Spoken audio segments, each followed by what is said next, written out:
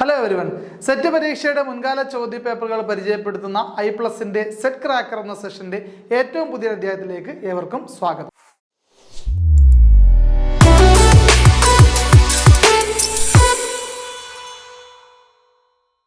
നോക്കാം, നമുക്ക് നേരത്തെ ചർച്ച ചെയ്ത് നിർത്തിയതിന്റെ ബാലൻസ് ക്വസ്റ്റ്യൻസ് നോക്കാം.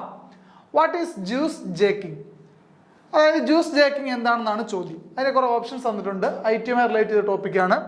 Cloud computing companies suffered a ransomware cyber attack where hackers rig caused an outrage in its email hosting service, affected thousands of customers. Other option ആണ്.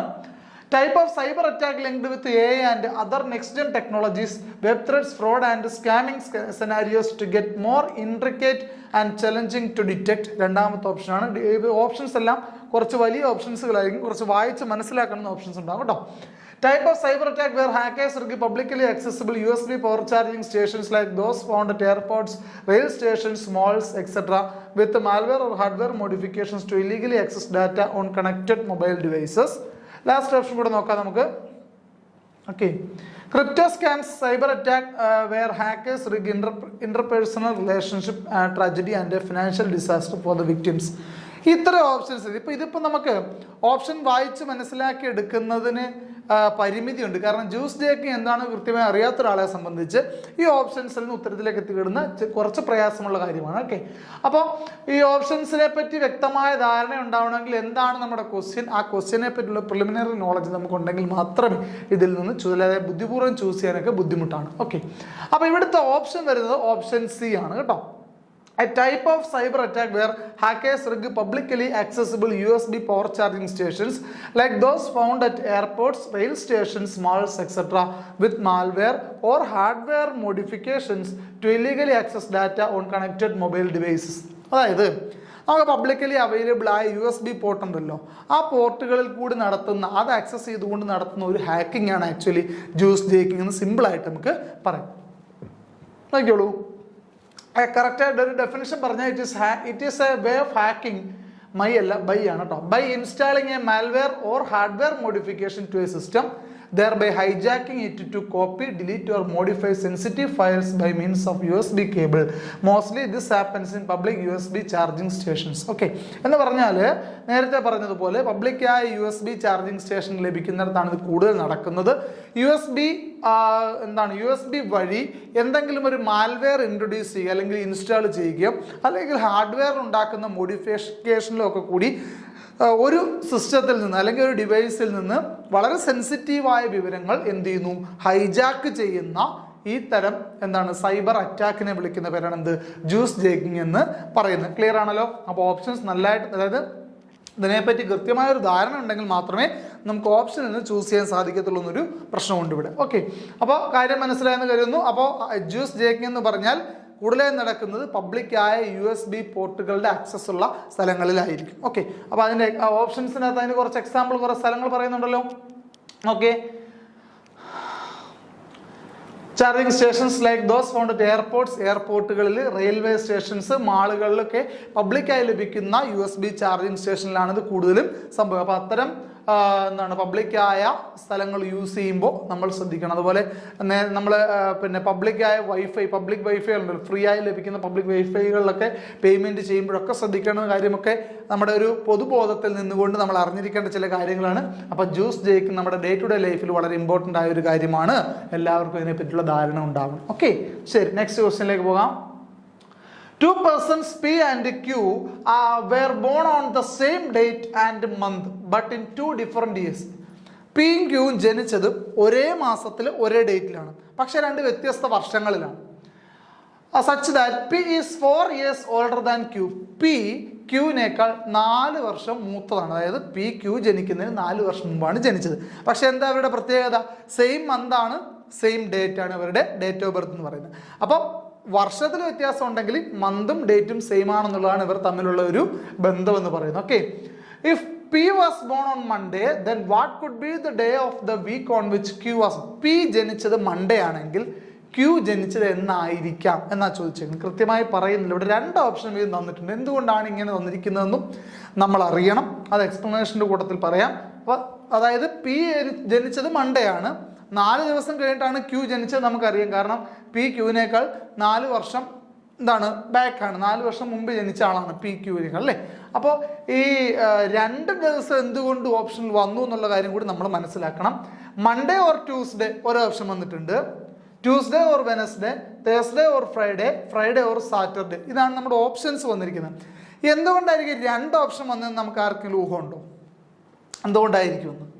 അപ്പോൾ ഇതിൻ്റെ അകത്തൊരു ചെറിയൊരു ട്രിക്ക് ഉണ്ട്, ഒരു ഐഡിയ ഉണ്ട് കേട്ടോ. നമ്മുടെ ഓപ്ഷൻ വന്നിരിക്കുന്നത് ഉത്തരം ഫ്രൈഡേ ഓർ സാറ്റർഡേ ആണ്. ഫ്രൈഡേ ഓർ സാറ്റർഡേ എന്ന ഓപ്ഷൻ ഡി ആണ് നമ്മുടെ ഉത്തരമായി വന്നിരിക്കുന്നത്. നമ്മൾ എപ്പോഴും ശ്രദ്ധിക്കേണ്ടുന്ന ഒരു കാര്യം, ഇന്ന് ഈ വർഷം ഇതിപ്പോൾ 2024 ഡിസംബർ 1-ാം തീയതിയാണെന്ന് കരുതുക. സപ്പോസ് ഇപ്പോൾ 2025 ഡിസംബർ 1 എന്ന് പറയുന്നത് ഇന്നിപ്പോൾ തിങ്കളാണെങ്കിൽ ഡിസംബർ 2025 ഡിസംബർ 1 2025 ഇന്ന് 2024 ഡിസംബർ 1 തിങ്കളാണെങ്കിൽ 2025 ഡിസംബർ 1 ചൊവ്വയായിരിക്കും. ദ വെരി നെക്സ്റ്റ് ഡേ ആയിരിക്കും. എപ്പോഴും ഓർത്തിരിക്കുക. അപ്പോൾ അതിൻ്റെ എക്സ്പ്ലനേഷൻ നോക്കിയോളൂ, പറയാം. In consecutive years the same dates will have the consecutive days of the week if there is no presence of leap year. Okay, വളരെ പ്രധാനപ്പെട്ട കാര്യം. അതായത് അടുത്തടുത്ത വർഷങ്ങളിൽ ഒരേ ഡേറ്റ് അടുത്തടുത്ത ഡേയ്സ് ആയിരിക്കും. ഒരു എക്സാമ്പിളാണ് ഞാൻ നേരത്തെ പറഞ്ഞത്. 2024 ഡിസംബർ 1 തിങ്കളാണെങ്കിൽ 2025 ഡിസംബർ 1 ചൊവ്വയായിരിക്കും. 2026 ഡിസംബർ 1 ബുധനായിരിക്കും. നെക്സ്റ്റ് ഡേ വരും, വീക്കിലെ നെക്സ്റ്റ് ഡേ ഇങ്ങനെ വന്നുകൊണ്ടിരിക്കും. എന്താണൊരു condition? If there is no presence of leap year, നമുക്ക് ലീപ്പ് ഇയറിന്റെ പ്രസൻസ് ഇല്ലെങ്കിൽ. അപ്പോൾ അവിടെ പറയുമ്പോൾ ഒരു പ്രശ്നമുണ്ടല്ലോ, 2024 ലീപ്പ് ഇയർ ആണല്ലോ, അങ്ങനെയാണെങ്കിൽ അത് പ്രശ്നമല്ലേ. അപ്പോൾ ലീപ്പ് ഇയർ പ്രശ്നമാണെന്ന് പറയുമ്പോൾ ഞാനിപ്പോൾ ഡിസംബറിലെ കാര്യമല്ലേ പറഞ്ഞേ. 2024 ലീപ്പ് ഇയർ ഏത് മാസമാണ് പ്രശ്നക്കാരനാവുന്നത്? ഫെബ്രുവരിയിലാണ് പ്രശ്നം. അത് കഴിഞ്ഞു പോയല്ലോ. സോ നമ്മൾ അതിനെപ്പറ്റി മൈൻഡ് ചെയ്യണ്ട. ഓക്കെ, അപ്പോൾ if February month of A leap year is accounted, skip 1 day. കണ്ടോ, അതായത് ഒരു ലീപ്പ് ഇയറിന്റെ പ്രസൻസ് ഇല്ലെങ്കിലുള്ള കാര്യമാണ് പറഞ്ഞത്. നെക്സ്റ്റ് ഡേ വെച്ച് പോകും. ഇനി ഒരു ലീപ്പ് ഇയറിൽ ഫെബ്രുവരി മന്ത് കൂടി നമ്മൾ കണക്ക് കൂട്ടിയാണ് നമ്മൾ അടുത്ത വർഷത്തെ ഡേറ്റ് നോക്കുന്നതെങ്കിൽ വരേണ്ട ഡേയിൽ നിന്ന് ഒന്ന് സ്കിപ്പ് ചെയ്തിട്ട് അടുത്ത ദിവസം എടുക്കുക. അതാണ് സ്കിപ്പ് 1 ഡേ. മനസ്സിലായി? എക്സാമ്പിൾ നോക്കുമ്പോൾ മനസ്സിലാവും. 2013 ഏപ്രിൽ 1 മൺഡേ ആണ്. ഓക്കെ, സപ്പോസ് അസ്യൂം ചെയ്തോളൂ, കറക്റ്റ് ആണെന്ന് എനിക്കറിയില്ല. ദെൻ 2014 ഏപ്രിൽ 1 ട്യൂസ്ഡേ ആയിരിക്കും. 2015 ഏപ്രിൽ 1 വെനസ്ഡേ ആയിരിക്കും. 2016 ഏപ്രിൽ 1 തേഴ്സ്ഡേ അല്ല, ഫ്രൈഡേ ആണ്. മനസ്സിലായോ? എന്താ കാര്യം? മനസ്സിലായോ എന്താ കാര്യം? 2016 എന്താണ്? ലീപ്പ് ഇയർ ആണ്.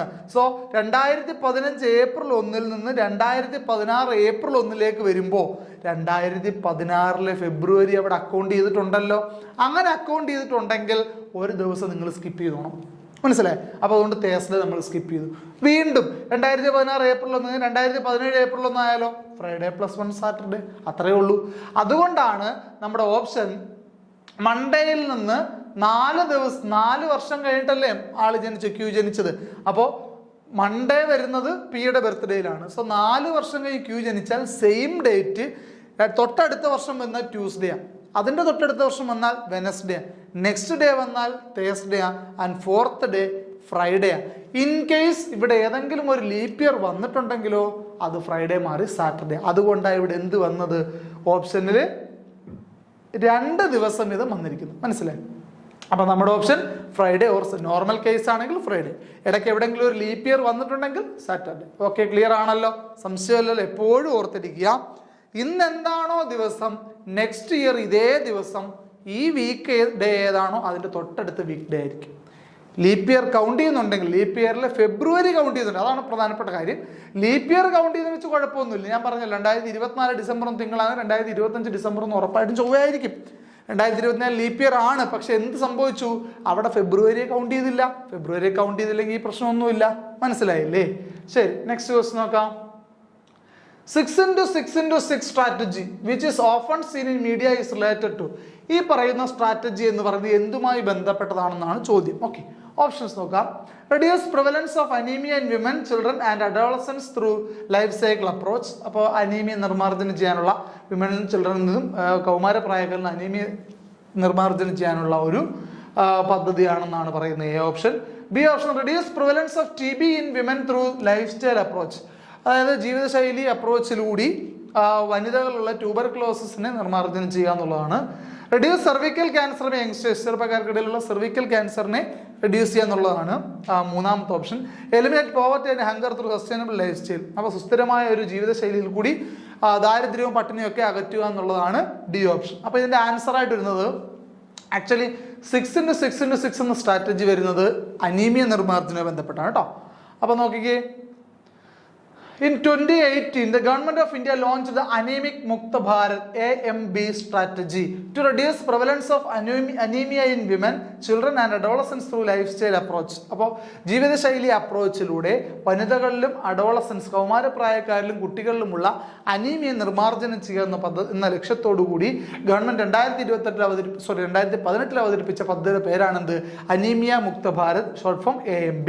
Okay, the 6x6x6 strategy aims to reduce anemia among 6 beneficiary age groups through implementation of 6 interventions and 6 institutional mechanisms.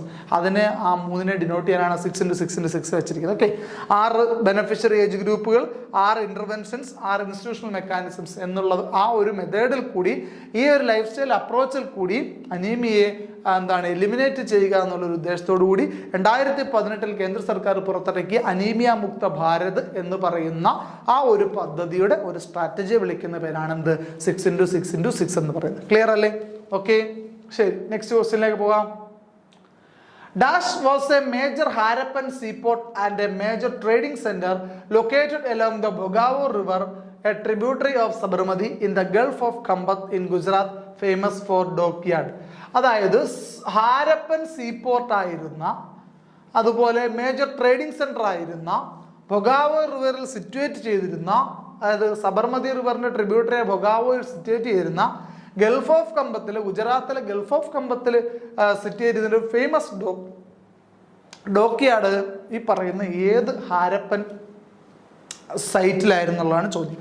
അപ്പൊ ഇൻഡസ് വാലി സിവിലൈസേഷന്റെ സൈറ്റുകൾ അല്ലെങ്കിൽ കേന്ദ്രങ്ങളാണ്, സിന്ധു നദിയുടെ സംസ്കാരത്തിന്റെ കേന്ദ്രങ്ങളാണ് നമുക്കിവിടെ ഓപ്ഷനായിട്ട് വന്നിരിക്കുന്നത്. ലോത്തൽ, ബനാവലി, ചൻഹുദാരോ, ധോളാവീര. ഈ ഓപ്ഷൻസിൽ ഏത് സ്ഥലത്താണ് ഡോക്യാർഡ് ഉണ്ടായിരുന്നതാണ് ചോദ്യം. ഡോക്യാർഡ് എന്ന് പറഞ്ഞാൽ അറിയാലോ, കപ്പൽ നിർമ്മാണശാല, കപ്പലിന്റെ അറ്റകുറ്റപ്പണി നടത്തുന്ന ഒക്കെ സ്ഥലമാണ് ഡോക്യാർഡ് എന്ന് പറയുന്നത്. ഓക്കെ, അതുപോലെ പ്രധാനപ്പെട്ട ഒരു തുറമുഖ കേന്ദ്രം കൂടിയായിരുന്നു ഈ പറയുന്ന സ്ഥലം എന്നാണ് പറയുന്നത്. ഒരുവിധപ്പെട്ടവർക്ക് ഇതിന്റെ ഉത്തരം ഡയറക്റ്റ് അറിയാം, ലോത്തലാണ് ഇതിന്റെ ആൻസർ. വളരെ പ്രധാനപ്പെട്ട ഒരു ക്വസ്റ്റ്യൻ ആണ്, സിന്ധു നദിയുടെ സംസ്കാരവുമായി ബന്ധപ്പെട്ട വളരെ പ്രധാനപ്പെട്ട ഒരു ക്വസ്റ്റ്യൻ ആണ് കേട്ടോ. അപ്പൊ ലോത്തലാണ് നമ്മുടെ ആൻസറായി വരുന്നത്. ഇനി നമ്മുടെ ഓപ്ഷൻസുമായി ബന്ധപ്പെട്ട ഓപ്ഷൻസിലുള്ളതെല്ലാം സിന്ധു നദിയുടെ സംസ്കാരത്തിന്റെ പ്രധാനപ്പെട്ട കേന്ദ്രങ്ങളാണ്. സോ അതുമായി ബന്ധപ്പെട്ട് ചില ഫാക്ട്സ് നോക്കാം. Lothal is situated in between Sabarmati river and tributary Bhogavo. നമ്മൾ ചോദ്യത്തിന് കണ്ടിരുന്നു. Lothal was the major port city in Indus valley civilization. Sindhu നദിയുടെ സംസ്കാര കേന്ദ്രത്തിൽ ഏറ്റവും പ്രധാനപ്പെട്ട പോർട്ട് സിറ്റി ആയിരുന്നു, വാണിജ്യ കേന്ദ്രം കൂടിയായിരുന്നു, തുറമുഖ നഗരമായിരുന്നു ഏത്? ലോത്തൽ എന്ന് പറയുന്നത്. Okay, found the remains of big dockyard from Lothal. Lothal ഒരു വലിയ കപ്പൽശാലയുടെ അവശിഷ്ടങ്ങൾ കണ്ടെത്തിയിട്ടുണ്ട്. അന്നത്തെ കാലത്ത് വളരെ വലിയ തുറമുഖ നഗരമായിരുന്നു, കപ്പലിന്റെ നിർമ്മാണം, അറ്റകുറ്റപ്പണികളൊക്കെ നടത്തിയിരുന്ന വളരെ പ്രധാനപ്പെട്ട ഒരു കേന്ദ്രമായിരുന്നു ലോത്തൽ എന്ന് പറയുന്നത്. The person who discovered Lothal SR Rao ആണ്. അപ്പോൾ അവിടെ എക്സ്കവേഷന് നേതൃത്വം കൊടുത്ത അദ്ദേഹമാണ്. Lothal was famous for beads production. മുത്തുകളുടെ നിർമ്മാണത്തിൽ വളരെ പ്രധാനപ്പെട്ട പങ്ക് വഹിച്ച ഒരു സിന്ധു നദിയുടെ സംസ്കാര കേന്ദ്രമാണ് ഇത് ലോത്തൽ എന്ന് പറയുന്നത്. അതുപോലെ meaning of Lothal in Gujarati, Gujarati ഭാഷയിൽ ലോത്തൽ എന്ന വാക്കിന്റെ അർത്ഥം ഹിൽ ഓഫ് ഡെഡ് പീപ്പിൾ, മരിച്ചവരുടെ കുന്നെന്നാണ്. ഓക്കെ, പ്രധാനപ്പെട്ട കാര്യമാണ്. അതുപോലെ അടുത്ത സിന്ധു നദിയുടെ സംസ്കാര കേന്ദ്രം നമ്മുടെ ഓപ്ഷനുള്ള ബനാവലിയാണ്. Located at the banks of Ghaggar river in Haryana. ഹരിയാനയിലെ ഖഗർ നദിയുടെ തീരത്താണ് ബനാവലി സ്ഥിതി ചെയ്യുന്നത്. Got the evidence of barley cultivation. Barley കൃഷി ചെയ്തതിന്റെ തെളിവുകൾ ലഭിച്ചിട്ടുള്ള സിന്ധു നദീതട കേന്ദ്രമാണ് എന്ന് പറയുന്നത് ബനാവലി എന്ന് പറയുന്നു. Okay, got the clay model of plough, അതായത് കലപ്പയുടെ കളിമൺ രൂപം ലഭിച്ചിട്ടുള്ളത്. ഇതൊക്കെ വളരെ പ്രധാനപ്പെട്ട കാര്യങ്ങളാണ്.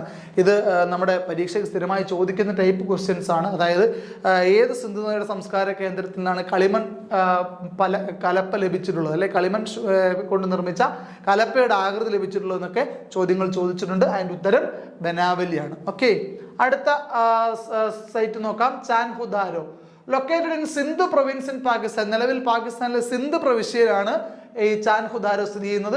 Indus valley civilisation centre without citadel. Citadel ഇല്ലാത്ത ഒരുപാട് പ്രീവിയസ് ഇയറുകളിൽ ക്വസ്റ്റ്യൻ ചോദിച്ചിട്ടുള്ളതാണ്. സിറ്റാഡൽ ഇല്ലാത്ത സിന്ധു നദിയുടെ സംസ്കാര കേന്ദ്രം. സിറ്റാഡൽ എന്ന് പറഞ്ഞാൽ ഉയർന്ന പട്ടണം. ഈ ഒരു നഗരത്തിന് മേൽപ്പട്ടണം ഒന്നും താഴെയുള്ള ആൾക്കാർ താമസിക്കും, ഉയർന്ന ആൾക്കാർ ഹൈ ക്ലാസ് ഒക്കെ താമസിച്ചിരുന്നതാണ് മേൽപ്പട്ടണം എന്ന് പറയുന്നത്. അപ്പോൾ ആ സിറ്റാഡൽ ഇല്ലാത്ത ഇൻഡസ് വാലി സിവിലൈസേഷൻ കേന്ദ്രമാണ് ഇത് ചാൻഹുദാരോ എന്ന് പറയുന്നത്. Got ink pot from here, മഷിക്കുപ്പി തെളിവായി ലഭിച്ചിട്ടുള്ള സിന്ധു നദിയുടെ സംസ്കാര കേന്ദ്രമാണ് ഇത് ചാൻഹുദാരോ എന്ന് പറയുന്നത്. അടുത്ത അവസാനത്തെ ഓപ്ഷനായ ധോളാവീര് നോക്കിക്കോളൂ. Located in Rann of Kutch in Gujarat. ഗുജറാത്തിലെ റാൻ ഓഫ് കച്ചിലാണ് ധോളാവീര സ്ഥിതി ചെയ്യുന്നത്. The first Indus valley civilisation recognised by UNESCO അംഗീകരിച്ച ആദ്യത്തെ സിന്ധു നദീതട സംസ്കാര കേന്ദ്രമാണ് ഇതെന്ന് പറയുന്നത് ധോളാവീര എന്ന് പറയുന്നത്. യൂണിഫൈഡ് ഇറിഗേഷൻ ഫെസിലിറ്റി, ഏകീകൃത ജലസേചന സംവിധാനം നിലനിന്നിരുന്ന സിന്ധു നദിയുടെ സംസ്കാര കേന്ദ്രമാണ് ഇതെന്ന് പറയുന്നത് ധോളാവീര എന്ന് പറയുന്നത്. Major findings were sign board, water reservoirs, stadium. അതായത് സൂചക ഫലകങ്ങളുണ്ടല്ലോ, അതായത് ദിശാ ബോർഡുകൾ, ജലസംഭരണികൾ, സ്റ്റേഡിയം എന്നിവയുടെയൊക്കെ അവശിഷ്ടം കണ്ടെത്തിയ സിന്ധു നദിയുടെ സംസ്കാര കേന്ദ്രമാണ് ധോളാവീര എന്ന് പറയുന്നത്. സിന്ധു നദിയുടെ സംസ്കാരം എന്ന് പറയുന്നൊരു വലിയ ടോപ്പിക്കാണ്. അതിൽ ഓപ്ഷൻസുമായി ബന്ധപ്പെട്ട ചെറിയ കുറച്ച് കാര്യങ്ങൾ മാത്രമാണ് നമുക്ക് ഡിസ്കസ് ചെയ്യാൻ സാധിച്ചിട്ടുള്ളത്. ഡീറ്റെയിൽ ആയിട്ട് നമുക്ക് പറയാൻ സാധിക്കില്ല. അപ്പോൾ അത് വളരെ ഇമ്പോർട്ടൻ്റ് ആയ ഒരു ടോപ്പിക്കാണ്. അതിലെല്ലാ സൈറ്റുകളും അതിൻ്റെതായ ഇമ്പോർട്ടൻസ് കീപ്പ് ചെയ്യുന്നവരാണ്. എല്ലാ സൈറ്റുകളിനെ പറ്റിയും ചോദ്യങ്ങൾ ചോദിച്ചിട്ടുണ്ട്, അത് ശ്രദ്ധിച്ച് പഠിക്കുക. അപ്പോൾ നമുക്ക് ഇന്നത്തെ സെഷൻ ഇവിടെ വൈൻഡ് അപ്പ് ചെയ്യാം. അടുത്ത സെറ്റ് ക്വസ്റ്റ്യൻസുമായിട്ട് നമുക്ക് വീണ്ടും കാണാം. അതുവരെ ഗുഡ് ബൈ.